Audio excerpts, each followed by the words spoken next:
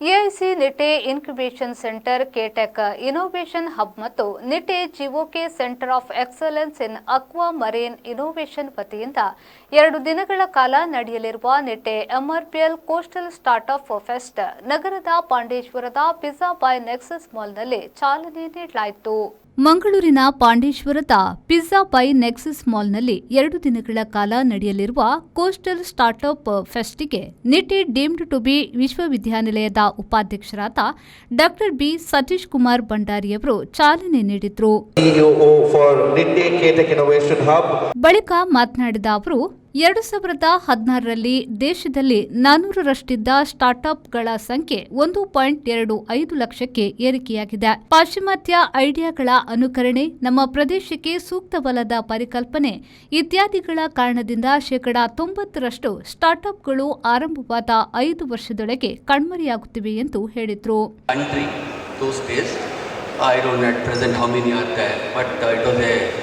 Government initiative, a non-profit organization, and it has done wonderfully well in the last 5-6 years. I should congratulate AP Achar for contributing for the ecosystem of startup in Mangalore. As you all know, as AP Achar said, innovation and entrepreneurship is not new to Dakshina Kannada. I am talking about the undivided Dakshina Kannada, both Udupi and Mangalore. We are known for that. So, as he said, starting on tiles and education and lot of things, particularly hotel industry. I think Udupi hotels are known everywhere, but the exact startup ecosystem was very recent for South Kannada district. Karnataka digital economy ಮಿಷನ್ನ ಉಪಾಧ್ಯಕ್ಷ ಚೇತನ್ ದೀಕ್ಷಿತ್ ಅವರು ಮಾತನಾಡಿ, ಉದ್ಯಮಶೀಲತೆ ಎನ್ನುವುದು ಕರಾವಳಿ ಭಾಗಕ್ಕೆ ಹೊಸದಲ್ಲ. ಆದರೆ ಉದ್ಯಮಶೀಲತೆಗೂ ಸ್ಟಾರ್ಟ್ಅಪ್ಗೂ ಸಾಕಷ್ಟು ವ್ಯತ್ಯಾಸವಿದೆ. ಎರಡೂ ಬೇರೆ ಬೇರೆ. ಸ್ಟಾರ್ಟ್ಅಪ್ಗಳು ವಿವಿಧ ಹಂತಗಳಲ್ಲಿರುತ್ತವೆ ಮತ್ತು ವಿವಿಧ ಬೆಂಬಲ, ಹಣಕಾಸು, ಸಂಶೋಧನೆಯನ್ನ ಒಳಗೊಂಡಿರುತ್ತದೆ ಎಂದು ಹೇಳಿದರು.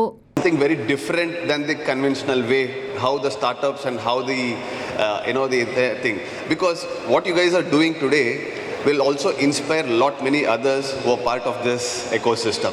So be proud, especially all the students, entrepreneurs here, or the innovators, and also the the investors here.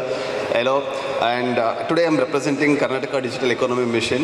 And more importantly, as Dr. Achar sir was mentioning, I'm a proud alumni of NITE institution.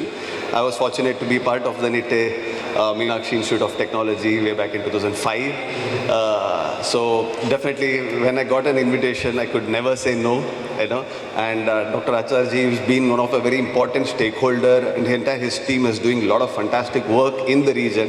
ಇನ್ವೇರಿಯಾ technology ಸ್ಥಾಪಕ ಮತ್ತು CEO Nitin ಪಂಚಮಲ್ ಮತ್ತು pizza by ನೆಕ್ಸಸ್ನ ಹಿರಿಯ ಕೇಂದ್ರ ನಿರ್ದೇಶಕ ಅರವಿಂದ್ ಶ್ರೀವಾಸ್ತವ್ ಅವರು ಮಾತನಾಡಿ, ಯಾವಾಗಲೂ ಆಯಾ ಪ್ರದೇಶ, ದೇಶದ ನೈಜ ಸಮಸ್ಯೆಗಳಿಗೆ ಪರಿಹಾರ ಕಂಡುಕೊಳ್ಳುವಲ್ಲಿ ಸ್ಟಾರ್ಟ್ಅಪ್ಗಳು ಮುಂದಾಗಬೇಕು.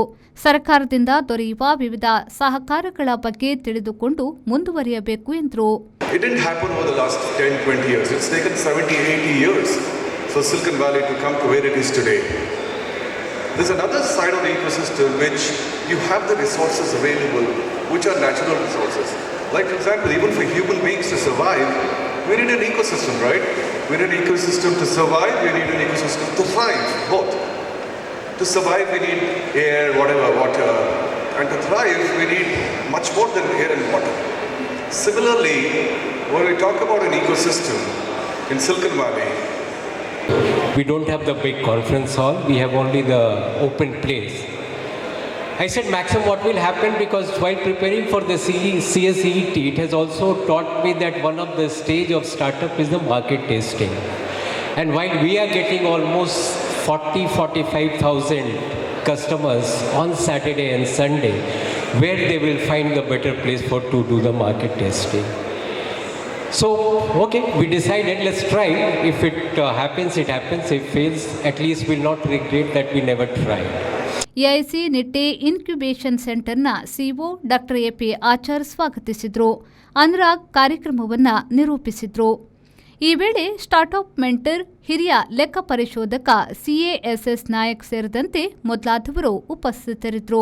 2 ದಿನಗಳ ಕಾರ್ಯಕ್ರಮದಲ್ಲಿ ಸುಮಾರು 30ರಷ್ಟು ಸ್ಟಾರ್ಟ್ಅಪ್ ಪ್ರಾಡಕ್ಟ್ಗಳ ಎಕ್ಸ್ಪೋ ಮತ್ತು ಹೂಡಿಕೆದಾರರ ಶೃಂಗಸಭೆ, ಸ್ಟಾರ್ಟ್ಅಪ್ಗೆ ಸಂಬಂಧಿಸಿದ ವಿವಿಧ ವಿಚಾರಗಳ ಕುರಿತಂತೆ ಗೋಷ್ಠಿಗಳು, ಸ್ಪಾರ್ಕ್ 2026 ಸ್ಪರ್ಧೆಗಳನ್ನು ಆಯೋಜಿಸಲಾಗಿದೆ.